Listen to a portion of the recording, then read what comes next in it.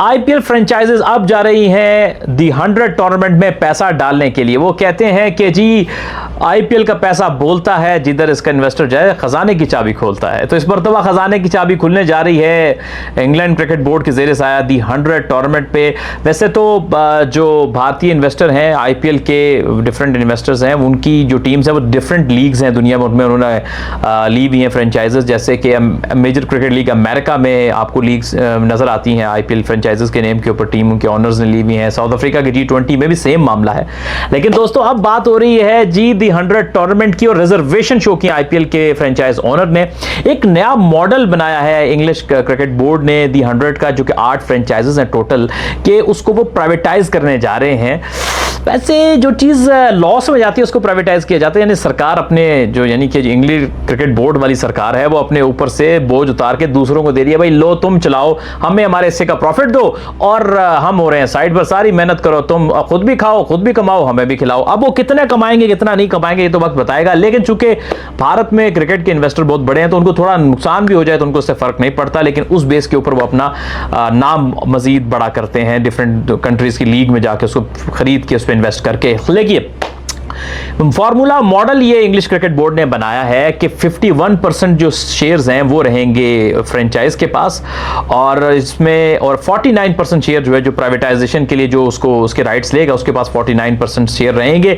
यानी एक होगा जो शेयर खरीदने वाली प्राइवेट कंपनी होगी वो होगी पैसिव इन्वेस्टर, और मेन जो स्टेक्स हैं यानी पावर मेन रहेगी उस सिटी के जो काउंटी की जो नाम पे फ्रेंचाइज है उसके पास रहेगी। तो रिजर्वेशन इस वक्त ये है कि आईपीएल के फ्रेंचाइज होल्डर ये कह रहे हैं कि भैया पैसा भी लगाएं, सब कुछ करें, लेकिन जो 49% आप हमें शेयर दे रहे हो और 59% आपके पास यानी मेजर स्टेक आपके पास, तो जो पावर है, सारी डिसीजन मेकिंग है, जो सारी ताकत है वो तो आपके पास होगी। तो हम सिर्फ पैसा लगाने वाले ही होंगे, यानी पैसा लगाओ और इंतजार करो कब पैसा पूरा होगा, कुछ फायदा होगा भी नहीं होगा। इस तरह की इन्वेस्टमेंट को कहते हैं पैसिव इन्वेस्टर कहते हैं, थोड़ी सी इस काइंड ऑफ। तो उस पर थोड़ी रिजर्वेशन है कि यार अगर हम पैसा लगा रहे हैं तो थोड़ी पावर, थोड़ा स्टेक हमें भी दो, और ये ही थोड़ी सी एक थोड़ी रिजर्वेशन है आईपीएल की, जो सारी की सारी 10 फ्रेंचाइजेस हैं उनके ऑनर्स को लेके, और वो इन्वेस्ट करना चाह रहे हैं और उनका दिल भी है। बड़ा टूर्नामेंट है दी 100, लेकिन ये एक प्रॉब्लम बीच में आड़े आ रही है। तो अब देखना पड़ेगा कि भैया कि कहाँ जाके बात बैठती है। इंग्लिश क्रिकेट बोर्ड अपनी तरफ से सेव खेल रहा है कि मेजर शेयर्स जो हैं उन्होंने जो फ्रेंचाइज है उसके अपने पास रखे हैं, और बाकियों को अरे भैया माल भी कमाना चाहते हो और हैं कुछ हाथ से देना भी नहीं चाहते हो तो ऐसे नहीं होगा भैया, नहीं तो होगा तगड़ दिन थैया। कुछ ना कुछ तो करना पड़ेगा, भूखा पेट भरना पड़ेगा, नहीं तो जनाब इन्वेस्टर भाग जाएंगे, नहीं ठहरेंगे आपके पास।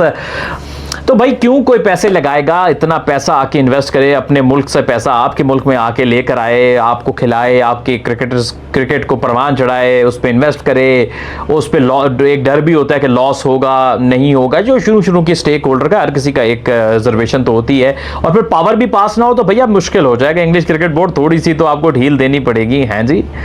तो बहरहाल बात चलते चलते जहन में आई, तो वीडियो अगर अभी तक देख रहे हो तो कमेंट आप बीच में जरूर करके बताओ कि आपके ख्याल में किस आईपीएल की फ्रेंचाइज को कौन सी दी 100 की टीम लेनी चाहिए। लो मैच पड़ गया, पेचा पड़ गया, यानी एक मैच बना दिया मैंने आप लोगों के लिए। वैसे अच्छा है, इन्वेस्ट करनी चाहिए क्योंकि भारत में क्योंकि इन्वेस्टर बहुत है तो उनको इसमें होना चाहिए। आई होप ईसीबी कोई राइट टर्म्स के ऊपर वो एग्रीमेंट करेगा, क्योंकि कोई भी पैसा लगाने वाला होगा वो 10 बार सोचेगा ज़रूर। कम स्टेक पैसा भी लगाए, स्टेक भी कम हो, पावर भी ना हो, तो डेफिनेटली एक रिजर्वेशन तो किसी भी इन्वेस्टर की होती है।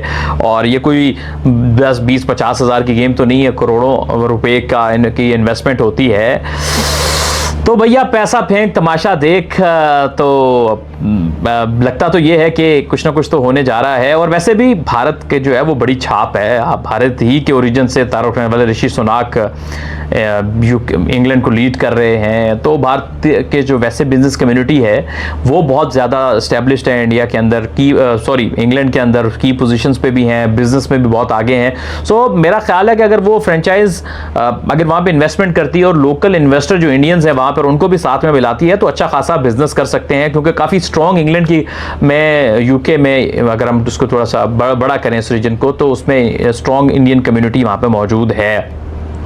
तो काफ़ी कुछ काम हो सकता है। और इंग्लैंड का तो क्वालिटी ये है कि बड़ा डाइवर्स कल्चर है, आपको बहुत ऑलमोस्ट हर नेशनैलिटी के लोग मिल जाते हैं, स्पेशली इंडियन, पाकिस्तानी और एशियन कंट्रीज़ के तो बहुत लोग आपको वहाँ पर मिलते हैं। इसी वजह से इंग्लैंड को क्रिकेट का होम कहा जाता है, क्योंकि क्रिकेट में आप जो मेजर कंट्रीज है क्रिकेट के, वो कोई टूर्नामेंट करा लें तो क्राउड आ जाता है, आराम से भर जाता है। भले अभी आपने वो वर्ल्ड चैंपियनशिप देखी थी, वो जो भी लेजेंड्स की चैंपियनशिप हुई थी, उसमें देखिए कितना अच्छा क्राउड था, ग्राउंड्स जो थे उसमें अच्छे खाते क्राउड आके उसने देखा, बड़ी ज़बरदस्त हाइप मिली। तो ये इंग्लैंड की तो क्वालिटी है। सो मैं चाहता हूँ कि जी ज़रूर हो, मामला हल हो और वहाँ पर ज़रूर आईपीएल की फ्रेंचाइजेस परचेज करें। अब क्या आईपीएल की कितनी फ्रेंचाइजेस परचेज करेंगे ये भी एक सवाल है, और बाहर से और कितने मुल्कों के इन्वेस्टर आएंगे ये तो देखना पड़ेगा।